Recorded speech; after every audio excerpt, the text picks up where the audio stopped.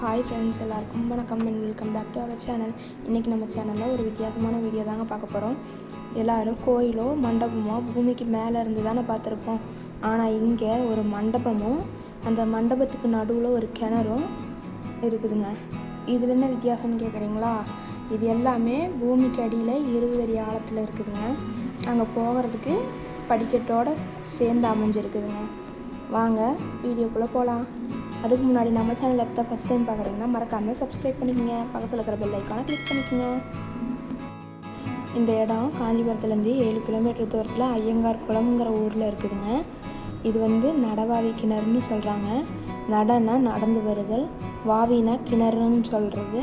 இது ஏன் இப்படி சொல்கிறாங்கன்னா, காஞ்சிபுரம் வரதராஜ பெருமாள் வருஷத்துக்கு ஒரு முறை சித்ரா பௌர்ணமி அன்னைக்கு உற்சவ மூர்த்தியாக இந்த கிணற்றுக்கு 3 முறை இந்த கிணற்றை சுற்றிட்டு பின்னாடி பாலாற்றுக்கு திரும்ப போயிடுவாருங்க.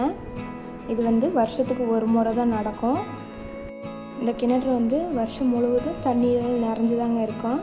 வருஷத்துக்கு ஒரு முறை இந்த நடவாவி உற்சவம் நடக்கிறப்ப மட்டும் இந்த கிணற்றில் இருக்கிற தண்ணீரை வெளியேற்றுவாங்க. இப்போ நம்ம அந்த கிணற்றுக்குள்ளே தாங்க போய்கிட்டு இருக்கோம். இந்த கிணறு நான் கடவுள் படத்தில் மொட்ட ராஜேந்திரன் அவர்கள் அந்த பிச்சைக்காரவங்களை எல்லாம் தங்க வச்சிருக்கிற இடம் இருக்கும் பாருங்களா, அதுதாங்க இந்த இடத்துல தாங்க அந்த ஷூட்டிங் எடுத்தது. இதுதாங்க அந்த கிணறு உள்ள அமைப்பு.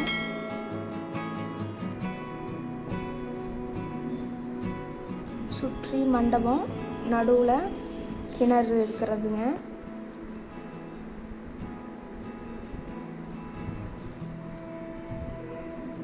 இதுதான் அந்த கிணறு. இந்த கிணற்றை சுற்றி 16 தூண்கள் இருக்குதுங்க. இங்கே இருக்கிற தூண்கள் எல்லாம் சின்ன சின்னதாக அழகழகாக சிற்பங்கள் செதுக்கி இருக்கிறாங்கங்க.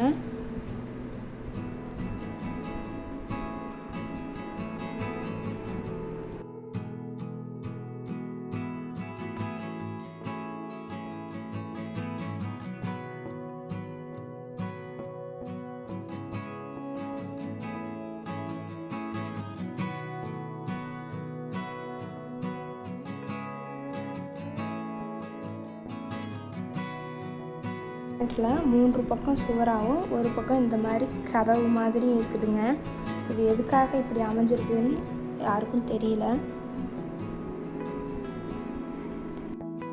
வருஷத்துக்கு ஒரு முறை சித்ரா பௌர்ணமி அன்னைக்கு மட்டும்தாங்க உள்ளே வர முடியும்.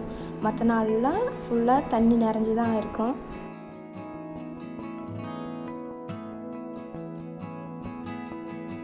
கொரோனா காரணமாக 2 வருஷமாக இந்த உற்சவம் நடக்காமல் இருந்துச்சுங்க.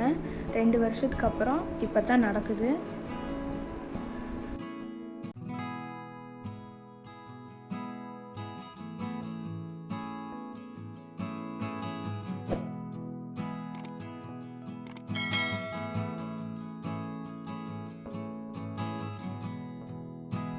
அவ்வளோதாங்க. நாங்கள் இங்கே சுற்றி பார்த்துட்டு வெளியே மேலே ஏறிக்கிட்டு போங்க.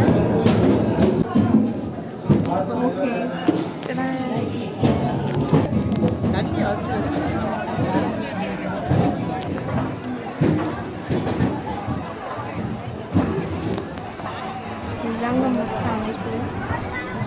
அந்த தூண் வரைக்கும் இருக்குதுங்க இந்த கிணறு. இனி நைட்டு தாங்க வரதராஜ பெருமாள் இங்கே வருவார். பக்கத்தில் சஞ்சீவிராயர்னு ஹனுமார் கோயில் ஒன்று இருக்குங்க.